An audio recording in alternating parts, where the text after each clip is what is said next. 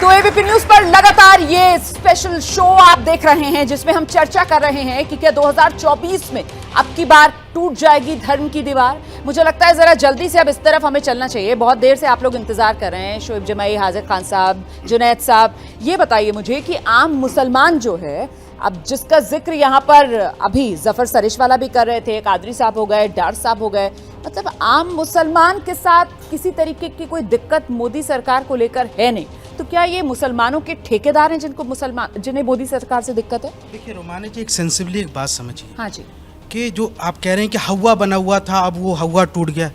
बात हमारा कोई नफरत प्रधानमंत्री मोदी जी से नहीं है, या उनके व्यक्तित्व पर नहीं है। हाँ। बात हमेशा होती है कि आपकी गवर्नमेंट की जो पॉलिसी होती है उसकी क्रिटिसिज्म किसी न किसी लेवल पर होगा। ठीक है। आप जब एक सेकंड, मैं आपसे बहुत स्पेसिफिक सवाल पूछने जा रही हूँ। मोदी सरकार की, गवर्नमेंट की, आप मुझे दो पॉलिसी बताइए जिसको आप क्रिटिसाइज करेंगे, जिसमें मुसलमानों को लेकर भेदभाव है। मोदी सरकार जी, गवर्नमेंट में बैठ करके, कुर्सी पर बैठ करके सरकार ने मुसलमान बच्चों को, जिसमें हजारों बच्चों को फेलोशिप मिलता था, मौलाना आजाद फेलोशिप, वो खत्म कर दिया। अब वो मुसलमान बच्चे उसका लाभ उठाते थे, पढ़ते थे, उच्च शिक्षा पढ़ते थे, अब वो डिप्राइव्ड हो गए। एक सेकंड, मुसलमानों का आप कह रहे हैं खत्म किया या माइनॉरिटी का खत्म किया? प्लीज क्लैरिफाई, क्योंकि माइनॉरिटी के अंदर सिर्फ मुसलमान नहीं आते हैं। कहां पर लिखा है सिर्फ मुसलमानों का खत्म किया मोदी सरकार ने? बताइए ना मुझे, स्पेसिफिक बात कीजिए सर।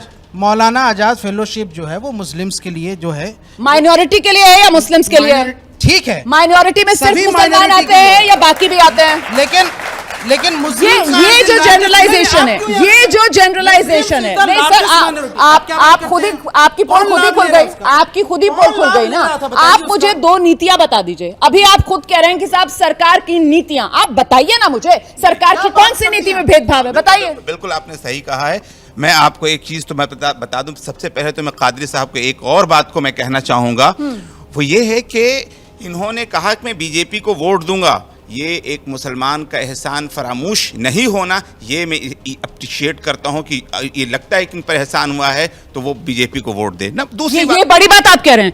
इधर से ये बात कही गई है साहब कि मुसलमान जो है वो एहसान फरामोश नहीं है, तो लेकिन ऐसी अगर बात है तो फिर 80 करोड़ देश के अंदर जो नागरिक हैं उसमें क्या मुसलमान नहीं है जिनको राशन मिल रहा है? वो जिनको प्रधानमंत्री आवास के तहत घर मिल रहा है वो क्या मुसलमान नहीं है? तो क्या वो मुसलमान एहसान फरामोश हो गए?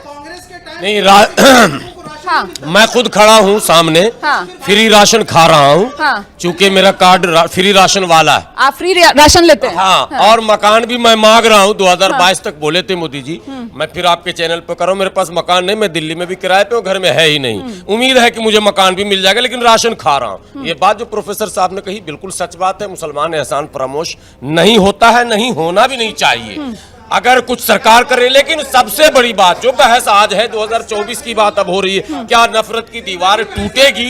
मैं कहता हूं नफरत की दीवार खड़ी किसने की? यही तो असल बहस का मौजू है। जिस कांग्रेस को अभी कादरी साहब ने कहा ना आपके सामने कि मैंने हमेशा कांग्रेस को वोट दिया, उस कांग्रेस के खिलाफ बड़े बड़े आंदोलन, मुसलमानों को सड़क पर लाकर, धरने पर बैठाकर, शाबानों से लेकर, और तमाम मुद्दे आपके सामने हैं। मुसलमानों को हमेशा रामलीला और किस लीला तो क्या आज तक मुसलमान इस देश के अंदर सिर्फ और सिर्फ वोट बैंक की भेंट